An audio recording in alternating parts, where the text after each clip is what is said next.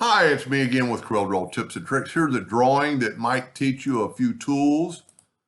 So we're just going to start from scratch. If you will take the ellipse tool and draw any size ellipse and hit P. Now we're going to make it 6 inches just to make it easier. And I had my ratio locked so it's 6 by 6. It's still in the center. I'm going to set my nudge factor on 6 inches. I'm going to make a duplicate and put it on top. I'm going to Control D and alternate C. That's the only reason I don't like Control D, because it'll continue doing that. But then I'm going to alternate C and put the rotation in the center, and then I can rotate it 60 degrees. Control D, Control D, Control D, Control D. Now these are perfect and they're touching. So we can take the virtual segment delete key and swipe through there and get that shape. Now we have 6 different lines here, so we need to join them. You could do one of two things. You could weld them, but I prefer going to the Smart Fill tool and filling them in. And then by doing that, you've created a new shape. And when you left click, right click, you have one solid line instead of 6.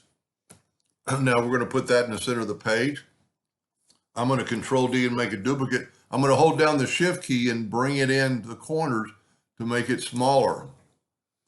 So I'm going to take the whole thing now, both objects, 2 objects selected, go up to Effects and Blend, and we're just going to blend them 20 times, and we get that. Now by doing that, these are still all connected.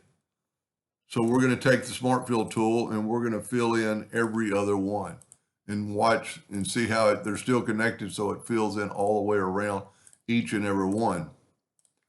And then there's a lot you can still do with this. I mean, you could, that's what happens when you have the Smart Fill tool. You could, if we take the black box, that's pretty impressive right there. That looks really different and really good. But then you could still take it and right click a white outline and add that to make it look different. Anyway, I thought you might learn something from those few tools, and thank you for watching.